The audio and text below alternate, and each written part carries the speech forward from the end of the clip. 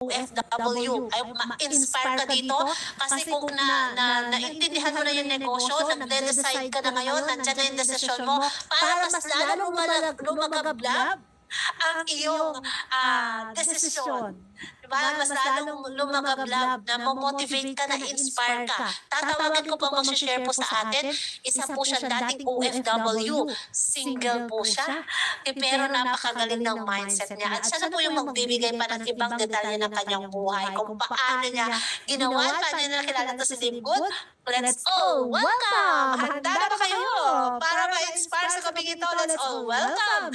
And Gold Rank and Live Good, Coach Christine Alongkaya. Hello, good morning po sa lahat nandito sa ating Zoom, no? Nandito naman ako. Hindi kayo magsasawa kasi may na po ngayon, slide, no? Sa last month po, no? Naging po tayo share. So ngayon, babalik po si Christine Atang Alongkaya. Good morning po sa lahat nandito sa Dreams Maker Worldwide. No, good morning. Bakit ba kailangan natin sasabihin ang good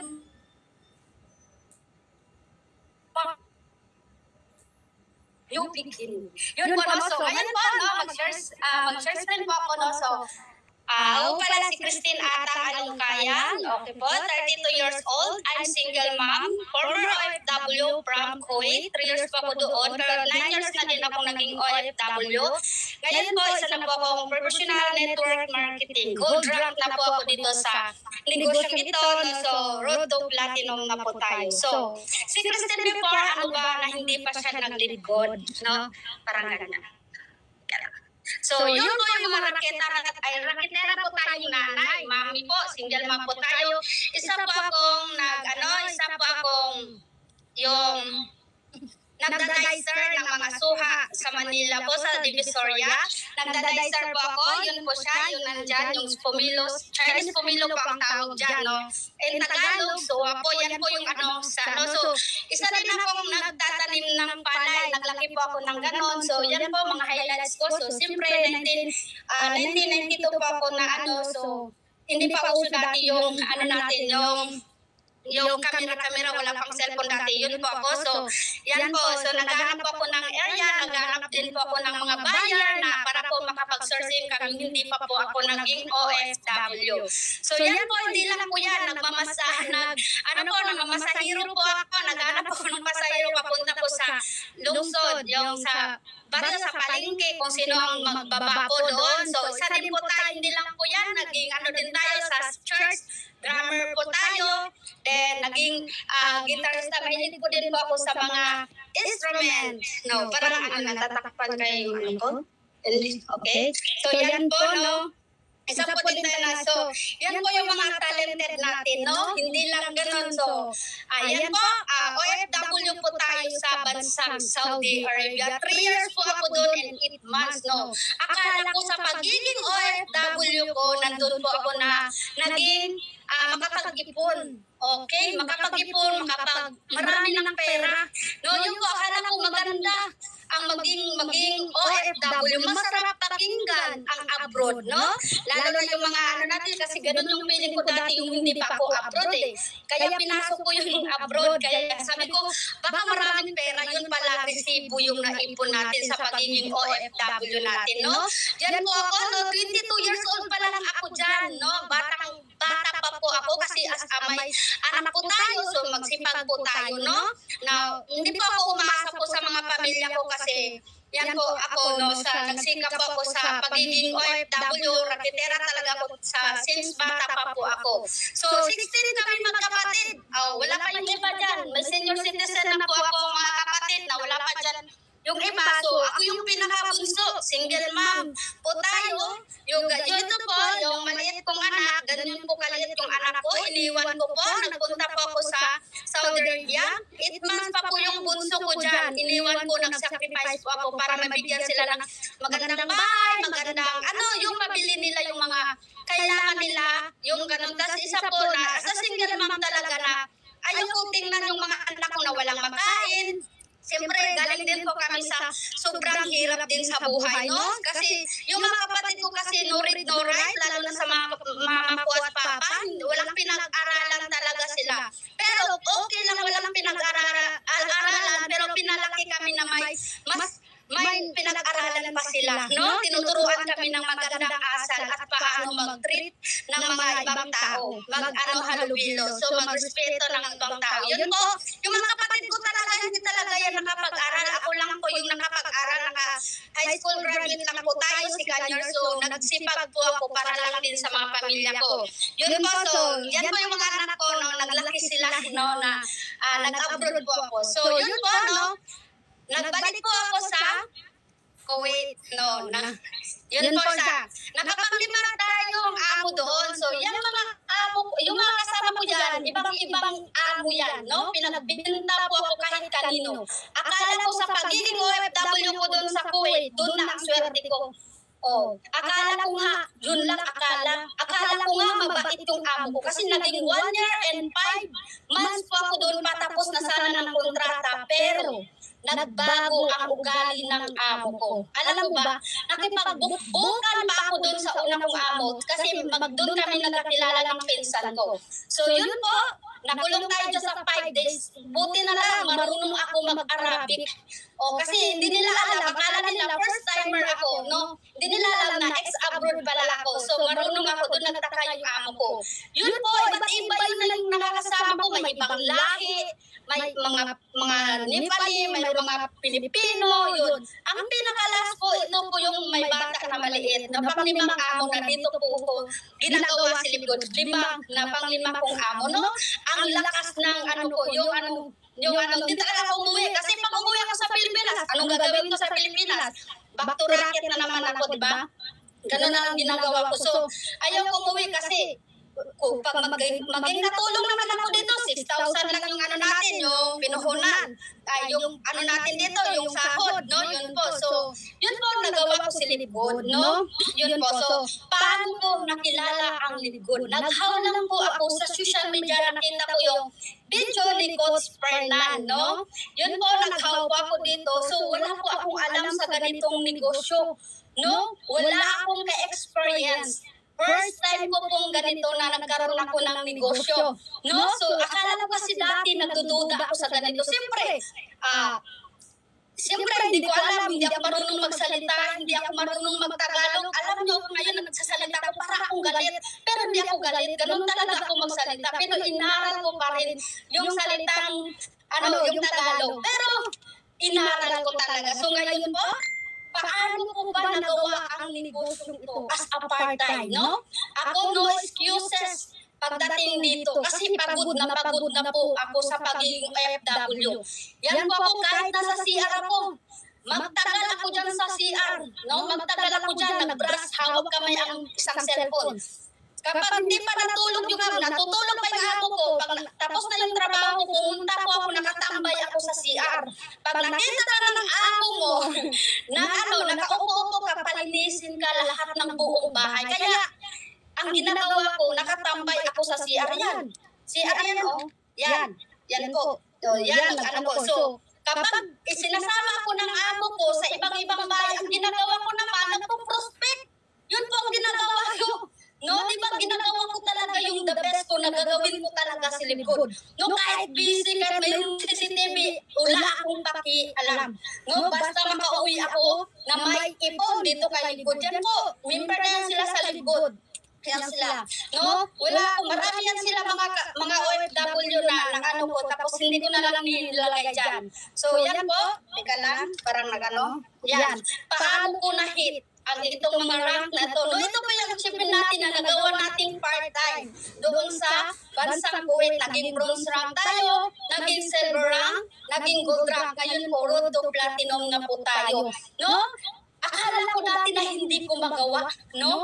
Yun lang pala, puro akala. Pero walang, pag ginagawa mo, mag-take action ka, magagawa mo. Kasi ginagawa mo. Hindi mo yan mapagagawa ang mga bagay pag di mo ginagawa.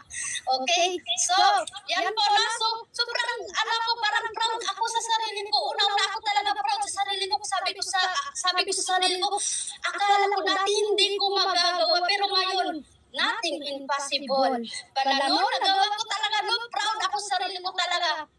So, isa na yun sa tatay ko, yung mga upline ko pa talagang proud sa akin kasi ginagawa ko yung negosyo na hindi na ako sabihan ng upline ko na ganito, ginagawa kong kusa yung negosyo ko. Yun po, ako lang kusa. Yun sa support system lang siya. No, tinatawagan ko lang siya. Yun, so, ganito po yung natin. So, hindi naman kalakihan pa yung monthly natin. Saan ako babawi? Sa mga weeklyhan. No? So, be grateful ako, meron naman mapasali. No? Siyempre, tayo ang gagawa ng resulta. Yan po siya. Pero, thank you Lord sa ganitong halaga. Marunong tayo magpasalamat kahit maliit na yan, pero lumalaki yan. Ngayon, maliit pa yan, pero walang imposible. Kapag sipagan ko pa, mas lalong lumalaki po yan. Sa ganun lang ng halaga, marami yan, hindi ko lang nilagay dyan. So, kasi baka mapuno na yan, no? So, yun po, no, hindi lang yan, nakapag-savings tayo, no, OMG. So, dito sa community namin, no, naging top 1 po ako, top 4, top 5. Top 3, no, top 1, no, nagbalik-balik top 1, top 3, ganun po, top 4, so top 5, yun, no, nakaka-proud po, so, palakpak naman dyan, no, so, emoji naman dyan, no, so, ngayon, pag uwi ko sa Pilipinas po, ganyan na ako kataba, no, ganyan na ako kaliit, 58 kilos, umuwi, 35 kilos, ganyan ako kaliit, ganyan ako kapayat, parang matanda. Natawa nga ako dyan sa mga picture ko na yan, nare-relate ako. Dahil dyan namaga pa yung mata ko kasi hindi pa binigay ng amo ko ang sahod ko. No?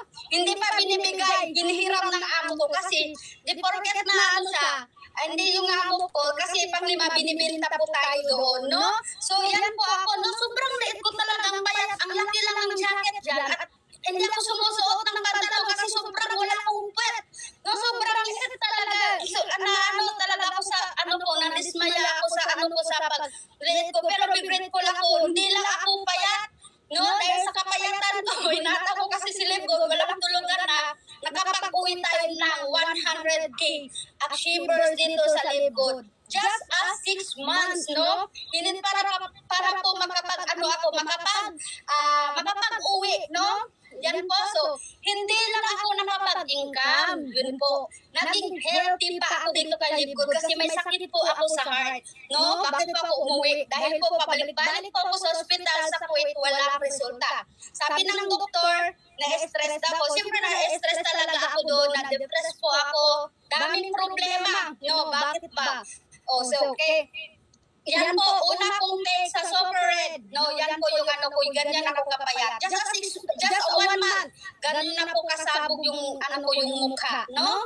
No, sobrang ganda talaga, no? Sa sobrang ganda ng Libgod, hindi ka lang naging healthy, no? Maka-income ka pa, no? Tapos kailangan nating healthy, no? Sabi pa ni Coach Fernand, wag kong abusahin yung katawan ko, Christine. Sabi niya sa akin, kailangan mong, kasi hindi talaga ako, hinataw ko talaga para kasi walang ibang tutulong sa atin kundi sarili lang natin. Di ba? Walang makatulong kahit tawagan mo pa yung mga pamilya mo sa Pilipinas na patulong ka doon, wala kang magagawa. Tapos, paano ka pa ng mga gobyerno para makauwi ka sa Pilipinas, ikaw na lang ang gagawa ng paraan para makapag-uwi ng Pilipinas. No, yan po. Bakit ako nag-join sa Libgod? My deepest wise nan, may nanay. No, girl po ako, no? Dahil po kay Libgod, bago namatay ang nanay ko, sumali po ako sana dito, sumali ako para po makapag-order ako ng product. Pero after that, hindi na po nakayanan ng nanay ko na nawala po siya. No, nawala po siya, nandun ako sa ibang bansa. No? Nandun ako sa ibang bansa, yung nanay ko hanggang video call na lang kami. Alam mo ba, yung pinakamasakit sa isang OFW? Yung mawalan ka ng mahal sa buhay. Hindi mo alam ano ang gagawin mo. Hindi mo alam kung sino makausap mo. Hindi mo alam kung sino ang mamalapitan mo. Hindi naman ramdam ng amo mo yan. Kahit sabihin mo pa itong naramdaman ko ito, wala silang pakialam kasi hindi sila marunong magmahal. No, hindi tulad ng OFW. Yan po yung nanay ko. Sobrang, dahil ko sa wheelchair na yan, dahil sa mga hindi ko na po ni-highlight yung mga ng tulong ng God sa akin. Bago siya namatay, natulungan siya ng Libgod. Yun po hanggang ngayon pinagpatuloy ko. Never ako mag-stop ng libod, pinagtuloy ko hanggat nandito ako sa Pilipinas kasi siya talaga yung rason na siya talagang tumulak sa akin para gagawin ko yung negosyo anong mayroon ako ngayon. Kasi ayaw ko nang maranasan na lumayo pa ako sa pamilya ko, lalo na sa tatay ko ngayon na matanda na rin, lalo na sa mga anak ko ngayon na malalaki na, no? So, nag-stay po ako sa likod. Kahit anong sasabihin ng ibang tao, no? Kahit anong sasabihin na, I don't care. Yun lang ang sasabihin ko, basta ko focus ako sa likod. Kasi ako yung nakakita ng opportunity at nakatulong sa akin. So, ngayon po, no? Very thankful po kay Coach Fernan Santiago, no? Meron siya pong challenge dati na raffle, no? So, it direct or more than, no? Sabi pa rin iba, sabi ko, mag-direct ako, kahit wala lang, or kahit ano, ilan basta mag-direct ako sa isang loob ng buwan. Pero si Coach Eden Ardales, ilan yung direct na 17. Sabi pa lang may nagsabi sa akin na ano, kadami-dami natin, tapos mabunutan ka. Sabi ko, walang imposible sa Panginoon. No? Walang imposible sa Panginoon. That time, no, hospital yung ano ko, anak, no, kailangan ko ng pera. Tapos nagastos yung pera ko na, para sa ano ko, sa mga anak ko. So, yun po, naggastos, binayad. Pag after bukas, sabi ko sa upline ko, malaki yung gastos ko, 33,000, no, 33,000.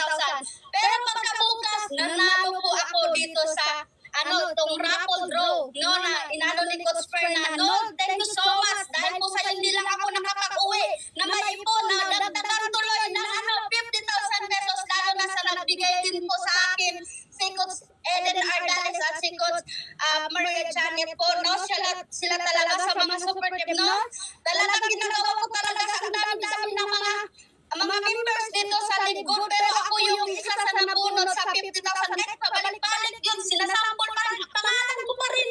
Pero sabi pa ni Coach Fernan, para sa akin talaga, no? Pag sinipagan mo, walang imposible sa Panginoon, yung sinipagan ko, no? So, thank you so much, Lord. No, ito pa, hindi ko makilala ang libod kung walang tao nagpakilala sa akin dito. Hindi ko makilala ang libod kung hindi dahil sa isang taong ito.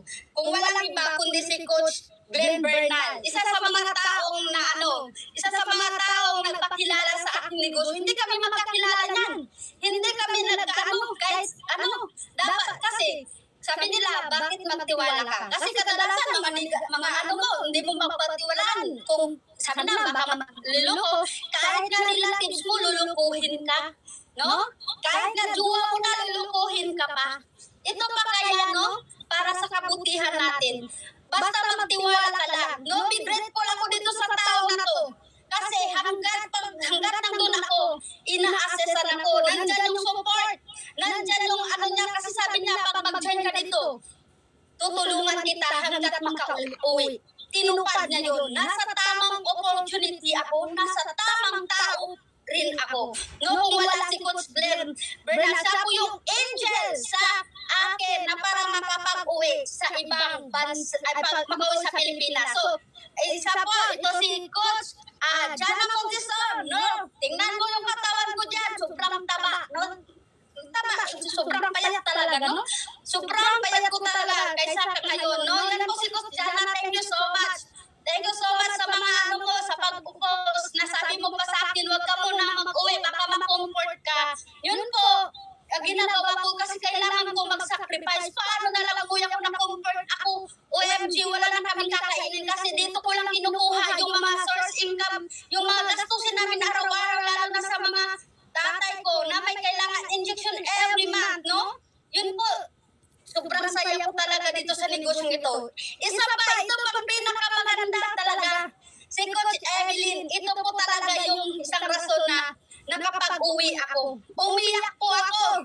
No, dahil po kay Coach Evelyn, kinakausap niya yung amo ko. Kasi nagluto ako that time, nagutom na po ako. Hindi kasi ako pinapakain ng amo ko, kaya ganyan yung katawan ko. No? Hindi pa halata? No, sobrang payat ko talaga. Dahil po kay Coach Evelyn, kinausap niya yung amo ko, bruhang-bruha talaga. Binasagan ako ng kaldero. Yun po, sobrang iyak ko. Sabi ko, Coach, Coach, kausapin mo, nasabihin mo, nagsinungaling na ako sa kanya, sabi ko, kausapin mo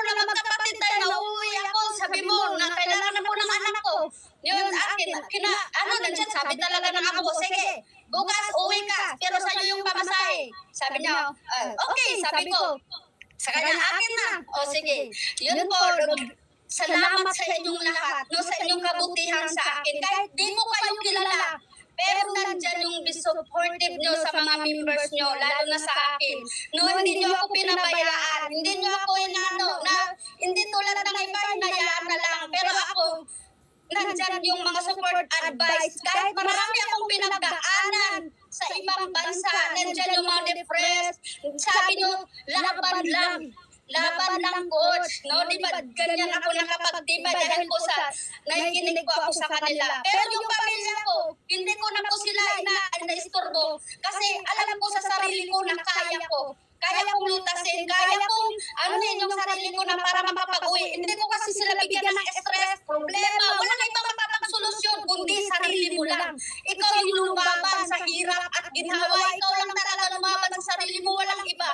Kaya maging matapang ka. So, yun po, pag-uwi ko dito sa ibang bansa, ay dito sa Pilipinas pala, no, nakilala, na-meet ko sila Coach Ryan, yung batang-bata nating Diamond, si Coach Mary Jean, si Coach Martnan Dagasdas, si Coach Trexke, yung mga OFW, si Jubilin Laguno, si Coach Red Rose, isang OFW, mga OFW po yan. Ito po yung pimilin namin sa Team Ultimate Empire, no, si Coach Jana, si Coach Christian, nandyan po sila, Coach Arnel, yun po mga batang-bata, si Coach, si Parks Likit, si Coach ganyan po kami, no? So, kami lang tatlo lang kami prinsesa dyan, no? Si Coach Jana, no? Ang dami ng lalaki dyan. So, kami lang po. So, masarap samahan ang mga taong may pangarap sa buhay. Hindi lang ako nakapag-income, nagbago pa yung isip ko. Nagbago yung estado ng buhay ko dahil po sa ganitong community, dahil po kay Live Good din.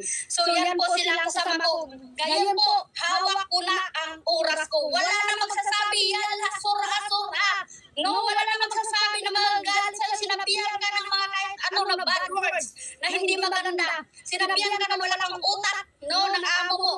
Sinabihan ka, hindi mapi mo, hindi intikal, lahat sasabihan ka ng masama sa mga amo mo. Pero, I don't care kasi yung sinasabi niya para sa kanya yun. No, wala akong pakialam. So, pero ngayon, hawak ko ng oras. May financial time na po ako na makapag-uwi, gagawa na ako. Hawak ko ng negosyo ko, wala na mag-utos sa akin kasi ako yung hawak kong oras ko. Ako yung sa time of banishment. No, ako na bahala, no. No, so yun po sila, no. Big grateful po ako sa kanila, sila yung nasamahan ko, no. So, yan po.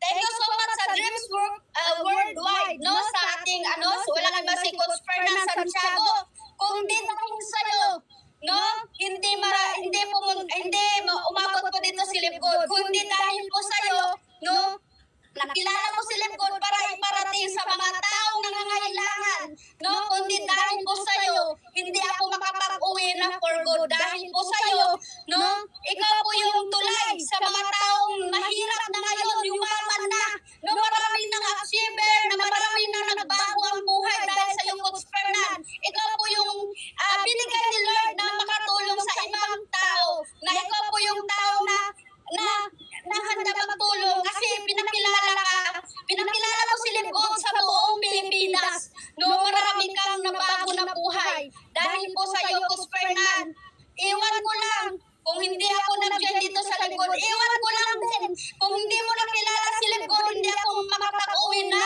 buhay. Siguro ngayon, patay na ako. Hindi ko alam ang buhay ko na ngayon, no? Dahil sa iyo, Coach Fernan, God bless you. No, thank you so much sa lahat na sa mga pagbigay mo. Yung lahat, maging mayaman man ako, babalikan kita po. Ikaw yung taong na ko po, yung papasalamatan sa lahat. Yun, ang Diyos na po ang bahala sa iyo, Coach Fernan. No?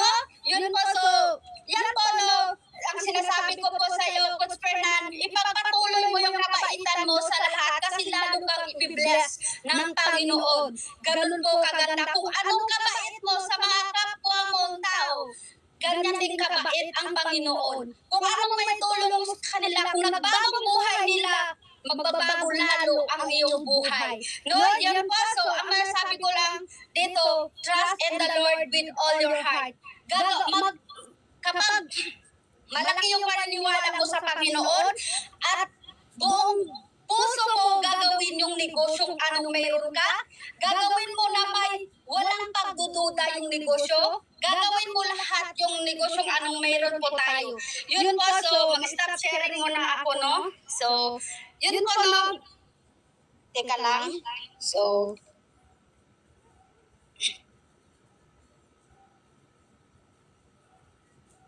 okay na siya, coach. Kaya po. Okay, yun pala, so, ano kasi, mainit kasi. No, yun pala, so, yun pa, no, sobrang ano po, sana po isa kayo sa ma-inspire, no, dati, no. So, yun po talaga, no, sobrang ano talaga ako. So, kung isa ka mga OFW ngayon, nangangarap na gusto pa ng umuwi, gawin mo na silipkod.